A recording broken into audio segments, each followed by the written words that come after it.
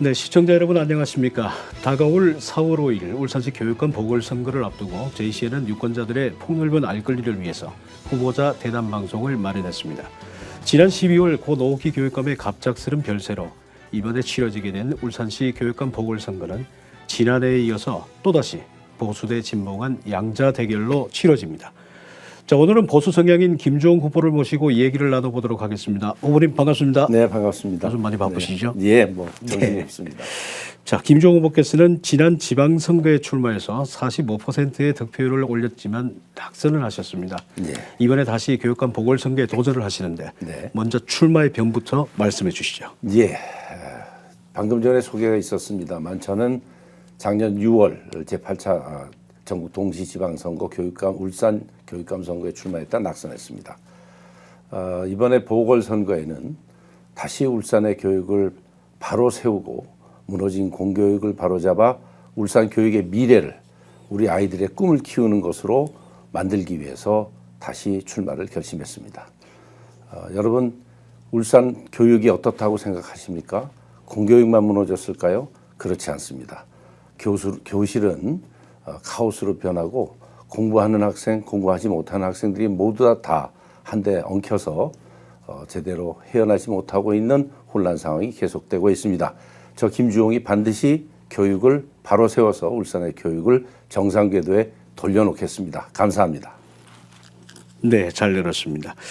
자, 다음 질문은 바로 직설적으로 물어보겠습니다. 네. 상대 후보에 비해서 김주홍 후보께서 가지고 있는 경쟁력과 장점 뭐라고 보십니까? 예, 저는 누구보다도 자유민주주의에 대한 확고한 신념이 있고 그 이론적인 내용과 원칙을 가장 잘 아는 대한민국의 지성인입니다.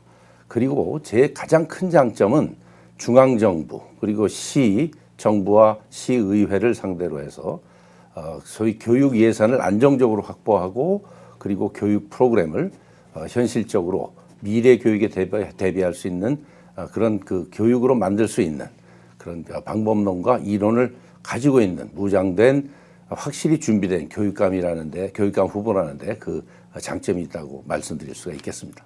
네, 잘 알겠습니다. 자, 김주홍 후보는 보수 성향의 인물이다 또는 보수 단일 후보다라는 점을 내세우면서 지금 선거에 임하고 계십니다. 네네. 그런데 말입니다. 교육에서 보수는 어떤 것들을 의미하는지 또 그 보수라는 부분들이 교육 정책의 기조가 어떻게 이루어지는지 설명을 부탁드립니다. 네.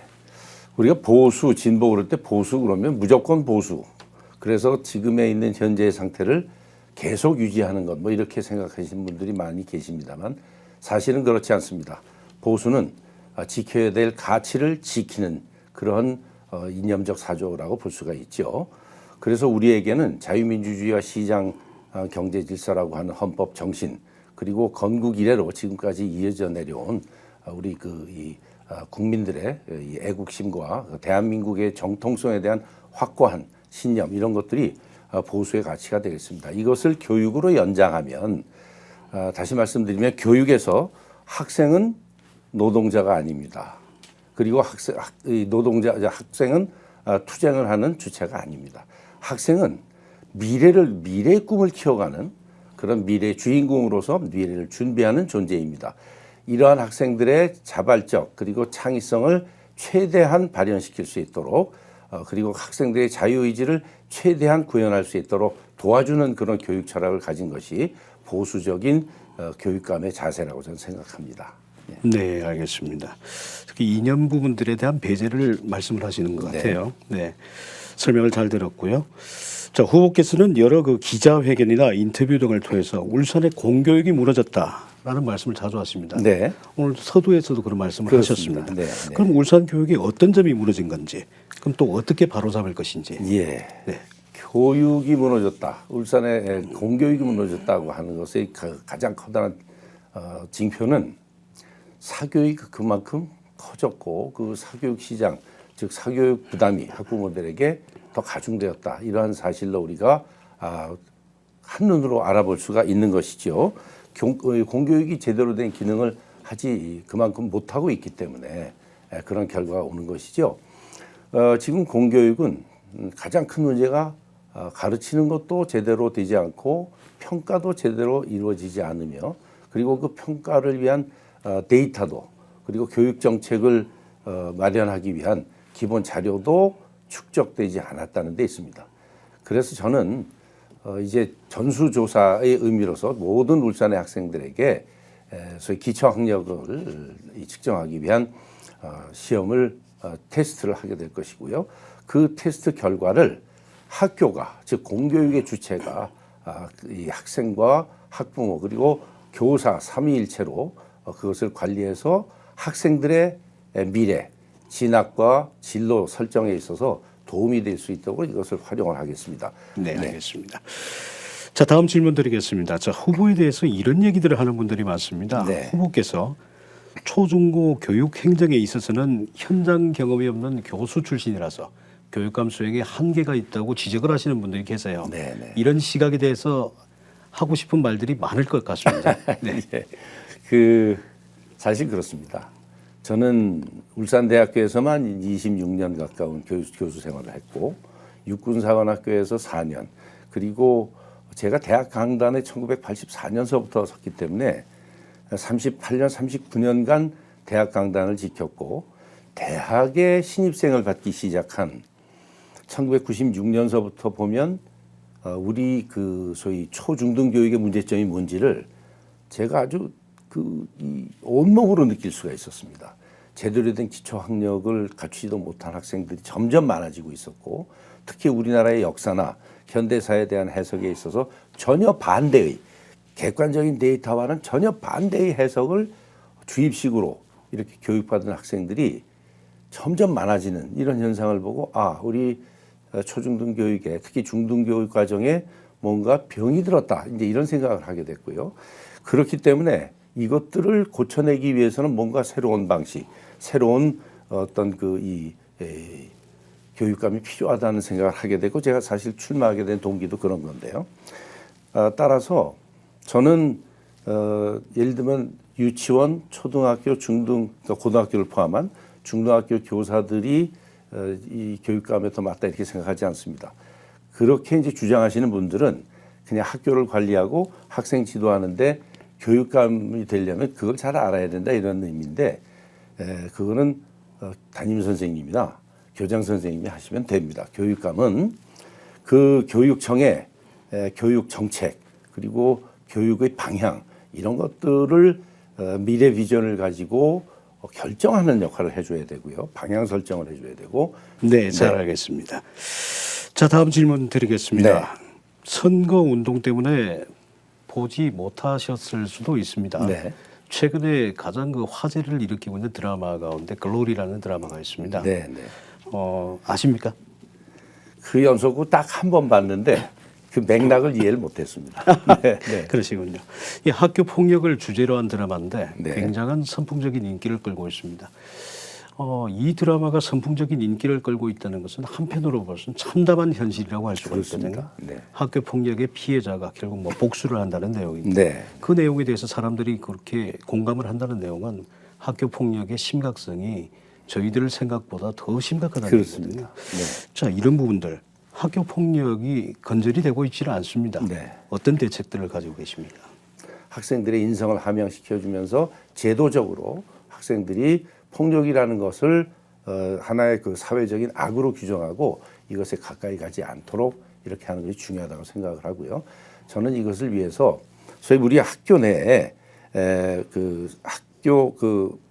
퇴직 경찰관들이 주축이 된 학생 안전 경찰대라 그럴까요? 네네. 이거는 이제 시에서 하고 있는 그 시니어 그러니까 말하자면 이것도 많이 퇴역 경찰들인데 시니어 그룹에 의한 이런 그 치안 활동 이런 것들을 하고 있는데 그것과 연계된 네. 그런 그 범위 내에서 학교 학생 안전 경찰대를 운영을 하고 그리고 학교 내 특히 교사들로 하여금 화장실이라든가 옥상이라든가 이렇게 해서 CCTV의 사각지대에 보다 빈번한 이런 그 선생님들에 의한 순찰 그러면 좀 우습지만 하여튼 좀 학생들을 지도하는 이런 기회를 좀 더 많이 만들고요. 그 다음에 이제 이게 이제 저는 어디 가나 그걸 얘기를 하는데 학생들에게 제재에 대한 제재의 사회적 기능에 대해서 조금 학습시킬 필요가 있습니다. 그래서 네. 벌점 제도가 긍정적인 차원에서 운영되면 굉장히 좀 뭐랄까요, 좀 좋은 측면이 있거든요. 무조건 제재만 한다, 억압한다 이렇게 볼 게 아니고 어떠한 규칙을 어겼을 때는 어느 정도의 제재가 벌점으로 부과된다. 그래서 제가 뭐 군에 있을 때도 그랬고 육군사관학교 교수부에 있을 때도 그렇고 저는 벌점 제도라고 하는 것이 그 어떤 집단을 또는 학생들을 교육하는데 긍정적으로도 활용될 수 있다고 봐서 그런 것들을 좀 제도화 시키면 학생들에게 뭐 크게는 아니지만 어느 정도 긍정적인 그 학교 폭력을 예방하는데 조건을 형성할 수 있지 않을까. 그리고 결과가 폭력으로 나타나기 전에 예방할 수 있는 방안을 다차원적으로 만들어서 학교 학생들에 대한 컨설팅도 강화하고 그다음에 이러한 그 폭력의 피해자나 가해자들에 대한 그 소위 외상 후 스트레스 증후군 같은 것들을 치료해 줄 수 있는 이런 의료센터 이런 것들도 긍정적으로 검토해야 된다고 생각합니다. 네, 여러 가지 인성 개혁을 통한 예방도 필요하지만 적절한 제재도 분명히 있어야 된다는 예. 그런 말씀이신 것 같습니다. 그렇습니다. 자, 최근에 사회에 던져진 화두 가운데 하나가 학생 인권과 교권은 대립되는가라는 내용입니다. 네. 그 질문에 대해서 연속 드리고자 합니다. 먼저 학생들의 인권입니다. 학생 인권 정진 방안 생각하고 계신 부분들은 어떤 것들이 있습니까? 예. 학생들의 인권 굉장히 중요한 개념입니다. 저도 학생들의 인권을 증진해야 된다고 생각을 하고요. 이건 또 학생들의 자존심에 관한 문제이기도 합니다. 근데 이제 우리가 인권 그럴 때 이걸 이제 인권이란 말을 쓰는데요. 이게 예를 들면 두발 규정 또는 교복 규정 이런 건 인권하고 상관없습니다. 그거는 어느 집단이나 어느 예를 들면 군인은 군복을 입어야 되듯이 학교에서 교복을 입자고 결정을 했으면 그 학교 학생들은 교복을 입는 게 맞고요. 또 두발을 이렇게 규제하자 하면 그것도 하나의 규칙이기 때문에 지키는 것이 맞겠죠. 그런 학교에서 나는 그 규칙을 못 지키겠다라고 했을 때 발생하는 문제를 인권 문제로 접근하는 것은 저는 옳지 않다고 생각하고 학부모님들께서도 그런 부분에 대해서는 좀 교육적 차원에서 좀 협력을 해 주셨으면 좋겠다 이런 생각을 하고 있습니다. 네. 네, 알겠습니다. 자, 앞서도 잠시 말씀을 드렸습니다만은 학생 인권과 교권이 반비례 관계에 있는 것은 분명 아닙니다. 그렇지만 그 한계를 넘어가는 인계점을 넘어가는 그 교권 추락에 대한 우려도 심각하게 지금 제기가 되고 있습니다. 네. 교사들의 권리, 교권 보호도 상당히 중요한 문제입니다. 자신이 가르치고 있는 학생으로부터 또 학부모로부터 상처를 받고 있는 교사들이 많습니다. 네. 이 문제는 어떻게 해결하실 생각이십니까? 예, 이 문제도 굉장히 중요한 문제고 어려운 문제입니다. 지금 현재 통계적으로 제가 지금 숫자는 기억하지 못하지만 수천 건의 교사들에 대한 그 교권 침해 사례가 많이 이렇게 보고가 되고 있고 그런데요. 저는 우선 이 교사들의 교권이 제대로 보장되지 않으면 학생들을 제대로 가르칠 수 있는 필요 조건이 없어진다고 생각하는 사람입니다. 그래서 일단 교사들의 자존심과 교권을 확보해 줄 수 있는 방안이 중요하겠죠. 가장 중요한 게 아마 교사들의 수업권일 겁니다. 강의를 하는데 그 강의를 거의 방해하다시피 하는 학생이 있다면 그리고 그 분위기를 망치는 학생이 있다면 그 교사에게는 분명히 그런 학생들에 대한 제재권이 있어야 됩니다. 과거처럼 체벌이 아니더라도 어떠한 형식으로든 그 제재권이 보장되어야 하고요. 그런 보장된 제재권이 인정되지 않으면 또 그것이 않았기 때문에 또 과도한 학부모님들의 그 개입이 있었고 그러면서 굉장히 그 학교가 교단이 이 교실이 좀 혼란을 해줬었거든요. 그래서 대부분 학생을 좀 제대로 지도해 보고자 하는 선생님들이 결국에 가서는 좌절하고 피해를 보는 이런 경우들이 왕왕 발생했는데 이것들은 최소한 좀 막아줄 수 있어야 되겠다. 그래서 저는 교권 보호를 위한 법적 제도적 준비를 하겠습니다. 그래서 네. 그러한 과도한 그러니까 교권 침해가 일어난 경우 교사의 권리를 보장하기 위한 이런 그 변호 활동도 강화하겠고요. 그 다음에 또 하나로 그 교원 평가 제도라고 하는 게 있는데요. 이 교원 평가 제도라고 하는 것이 좀 상당히 복잡한 그런 구조를 갖고 있는데 다시 말씀드리면 선생님에 대한 평가 제도죠. 네. 이것이 교권을 추락시키는 또 하나의 요인으로 이렇게 지목이 되고 있습니다. 그래서 이 부분은 개선을 필요로 하고요. 그리고 교원을 평가하되 대학에서 교수 평가 제도와는 다른 방식으로 뭐라 그럴까요? 교사의 권익과 그 자존심을 지켜주는 범위 내에서 운영되었으면 하는 그런 바람을 가지고 연구를 하겠습니다. 네, 잘 알겠습니다. 자, 그리고 말입니다. 최근에 교육행정당국에서 교사들의 업무 경감을 위해서 노력은 하고는 있습니다. 그래도 여전히 일선 교사들은 과중한 업무에 시달리고 있다고 호소를 하십니다. 학생을 가르치는 교사가 행정 업무까지 맡아서 최근에는 교사 이꼴 극한 직업이라는 말을 갖다가 하고 있는 그런 상황들입니다. 교사들의 업무 경감 방안 어떻게 생각을 하십니까? 예, 이 부분은 아무래도 우리 선생님들의 생활과 밀접하게 관계가 있어서 많은 관심들을 갖고 계시죠. 일단 보직을 맡고 계신 선생님들의 경우는 이제 그 행정을 담당하라고 하는 그런 의미에서 보직을 맡겼고 이제 보직 수당도 말하자면 제공되고 이렇게 있죠. 많지는 않지만 그래서 일단 행정을 담당하시는 분들의 보직 수당이나 이런 것들을 좀 인상해서 그리고 또 담임 선생님들의 경우는 또 학생들을 일일이 챙겨야 되는 이런 부담도 있기 때문에 그분들의 처우를 우선 개선하는 게 중요하겠죠. 그리고 교사들의 잔무라고 우리가 보통 부르는 것들 중에는 굳이 그거를 그렇게 반복적이고 빈번하게 보고하지 않아도 되는 부분의 일들이 많습니다. 이런 것들을 전수조사해서 일몰제로 이것들을 개선해 나가고요. 그리고 지금 행정지원반이 운영되고 있습니다만 그렇게 효과적인 것 같지는 않고요. 앞으로 이런 그 교사들의 행정 처리를 지원할 수 있는 체계적인 이런 이 개선을 고민해 보겠습니다. 네, 잘 알겠습니다. 자, 이번에는 교육에 대한 주제로 얘기를 좀 나눠보겠습니다. 네. 기본적으로 학생들에게 중요한 것은 공부지 않습니까? 네. 학부모님들 얘기를 들어보면 또 자녀들의 그 학력 신장에 대해서 또 엄청난 고민들을 하고 계시고 그러시죠. 관심을 가지고 계신단 말이죠. 네, 네. 이 울산 학생들의 그 학습 능력을 좀 끌어올릴 수 있는 방안 가지고 계십니까? 이게 좀 문제입니다. 그 사실은 학생들의 그 학습 능력을 끌어올릴 수 있는 뾰족한 방법이 뭐가 있겠습니까? 학생들에게 열심히 공부하라고 하는 것밖에는. 그러나 요즘은 그게 안 통하죠. 우리가 공부 그럴 때 이제 공부의 개념을 우리는 많이 바꿨습니다. 과거에는 영어 사전, 수학 문제, 국어 문제를 풀면서 거기서 점수가 좋으면 공부를 잘한다고 했지만 지금은 하다못해 BTS인가요? BTS. 이 지금 방탄소년단들이 세계적으로 엄청난 인기를 얻고 있고 우리 청소년들의 꿈도 그런 BTS와 같은 아이돌 가수가 되는 게 꿈이라고 저는 들었습니다.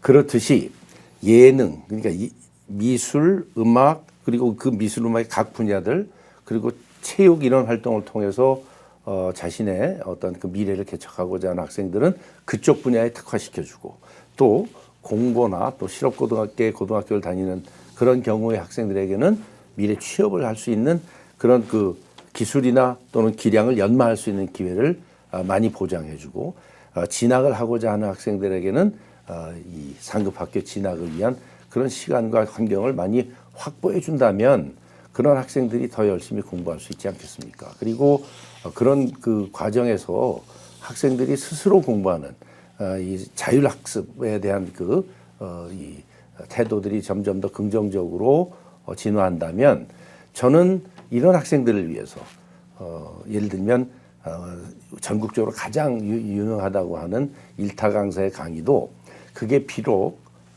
사교육 영역이라고 그렇게 생각될 수도 있겠지만 가정 형편이 어려워서 그것을 못 보는 학생들도 있거든요. 그런 학생들을 위해서 교육청이 이런 부분들을 볼 수 있는 판권을 사서 우리의 울산의 모든 학생들이 그 강의를 들을 수 있도록 해준다든가 또 공부를 하고 싶은데 저녁 때 공부할 곳이 없어서 급식이 안 되기 때문에 뭐 여러 조건 때문에 공부할 것을 못 찾는 학생들을 위해서 저는 학교에 자율학습 카페를 운영하고 그것에 신청한 학생들이 100명이라면 그 100명을 이렇게 지도할 수 있는 선생님도 배정하고 그 선생님께 인센티브도 드리고 그리고 학생들에게는 저녁 때 급식이 안 되기 때문에 우리 울산 시내에서 갓 지은 맛있는 도시락을 알러지 검사까지 다 해서 이렇게 제공하는 방식으로 공부하고 싶은 학생들이 또 기술 연마를 하고 싶은 학생들이 기회를 갖고 싶은 학생들이 그런 일을 계속할 수 있는 여건을 학교에서 만들어주는 방식으로 학생들의 그 학습 능력을 향상시키도록 그렇게 하겠습니다. 자, 네, 잘 알겠습니다. 자, 후보의 공약에 보면 울산 학생페이라고 있습니다. 내용을 보니 학생들의 예체능 활동 지원이 주요한 내용이던데요. 네. 복지 공약이시죠? 일종의 교육복지죠. 네. 그럼 교육복지 다른 내용들은 어떤 것들이 있을까요? 예, 이게 이제 그 학생들의 체력이 증진되고 인성이 함양되면 두뇌 활동도 활발해진다. 일반적인 과학의 법칙에 근거해서 그런 활동을 장려하기 위한 것입니다. 그래서 체육 활동비로 월 10만 원 그리고 문화활동 지원비로 연 10만 원을 제공하는 건데 모든 학생들에게 이걸 통해서 학생들의 그런 체육 활동, 예능 활동을 강화하면 자연히 학습 능력을 향상시킬 수 있기 때문에 이것을 제공하겠다는 것이고요. 또 이거를 이용하면 뭐 체육복을 구입한다든지 또는 기타 운동화를 구입한다든지 이런 체육 장비를 구입하는데도 충분히 활용할 수 있다 이런 말씀을 드리고 그렇게 말씀을 드릴 수 있겠습니다. 네. 네, 알겠습니다. 자, 조금 민감한 주제로 넘어가 보겠습니다. 예. 후보께서는 이 포괄적 성교육을 폐지해야 한다고 하셨습니다. 예. 자, 그 이유와 당선이 되시면은 바로 변화를 어떻게 주실 것인지 말씀 글쎄요, 부탁드립니다. 포괄적 성교육이라고 하는 건 유네스코에서 만들어낸 성교육 프로그램입니다. 이거를 우리 그 진보 교육감인 전임 교육감이 무비판적으로 이걸 수용해서 우리나라에 도입해서 특히 한국에서 처음 울산에서 이 교육을 실시했는데요. 이게 방송이기 때문에 여러 가지로 좀 어렵습니다만 동성애라든가 좀 그 이상 소아성애라든가 이런 그 약간의 그 좀 보통의 남녀 평등에서는 좀 벗어난 젠더 교육을 하는 이런 내용들이 많이 포함되어 있습니다. 그리고 그것은 우리나라 초등학교 5학년 학생들에게 집중적으로 교육하도록 되어 있는데요. 이걸 통해서 우리는 이런 교육이 우리 학생들에게 왜곡된 성의식을 심어주고 상당히 부정적인 이런 그 효과를 가져올 것으로 보고 더 자세한 설명이 있습니다만 이거보다는 학생들의 성장 과정에서 그 성장 단계에 맞추고 우리나라의 이 문화, 성문화에 적합한 그런 교육을 의사라든가 또 상담사, 교사 그리고 사계 전문가들을 동원해서 새로운 교육 성교육 프로그램으로 만들어서 학생들에게 적용하도록 그렇게 하겠습니다. 네, 이거 포괄적 성교육은 폐지하신다는 말씀이십니다. 네. 자, 그리고 교육감이 당선이 되시면 바로 당면한 문제가 있습니다. 네. 바로 학교 비정규직 노조 문제입니다. 예. 임금체계 개편들을 요구하면서 교육청 안에서 지금 농성을 이어가고 있고요. 이달 말에는 총파업까지 지금 예고를 한 상태입니다. 이 문제와 예. 관련해서 어떤 입장 가지고 계십니까? 예, 이것도 굉장히 복잡한 문제입니다. 우리가 그 예를 들면 급식을 담당해 주시는 분들, 청소를 담당해 주시는 분들, 또 여러 가지 그 학교 안에 필요한 이런 일들을 담당해 주시는 분들이 교육 공무직이라고 그래서 이분들은 대부분이 이제 임시직 비슷하게 이렇게 관리되고 있었습니다. 그래서 이제 급여 체계도 그렇고 처우가 상당히 열악한 게 사실이지요. 이분들의 숫자가 상당합니다. 그래서 이제 그분들이 이러한 그 교육 공무직을 그 노조로 결성하고 투쟁 중인데 분명히 이 부분도 제가 여러 가지 방식으로 처우를 개선할 것이라는 말씀을 분명히 드리고요.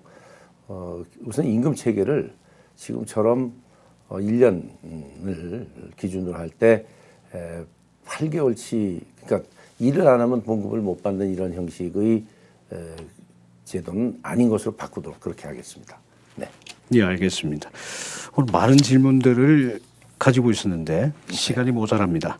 자, 마지막으로 유권자들에게 지지를 호소하는 말씀 부탁드립니다. 예.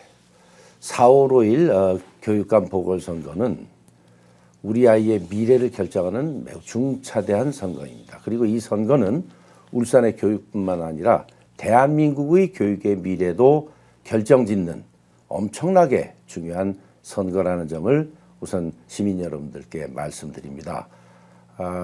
저는 저의 이름과 정책을 걸고 선거에 임하고 있습니다. 하지만 모 후보는 돌아가신 부인의 명성과 그리고 그 업적에 뒤에 숨어서 그 자리를 이어받겠다고 하고 있습니다.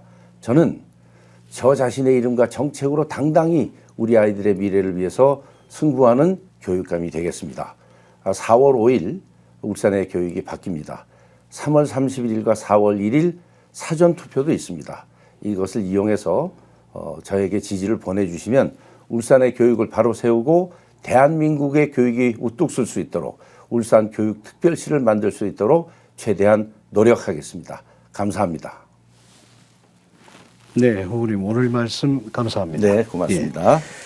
자, 자라는 우리 아이들에게 올바른 인성을 심어주고 무한한 창의성과 가능성을 열어주는 일은 무엇보다 중요합니다. 그 중심에 교육감이 있습니다. 교육감은 울산의 미래를 좌우하는 초중고교 교육을 책임지는 자리입니다. 따라서 내가 지금 직접 당사자인 학부모가 아니더라도 우리 시민 모두는 울산의 미래를 위한 투표 행사를 꼭 해야 합니다. 하지만 이번 보궐선거는 선거일이 공휴일도 아니어서 투표율은 굉장히 낮을 것으로 우려됩니다. 낮은 투표율은요, 민심의 왜곡과 더불어 당선자의 대표성이 낮아져서 업무 추진에 어려움을 가져오기도 합니다.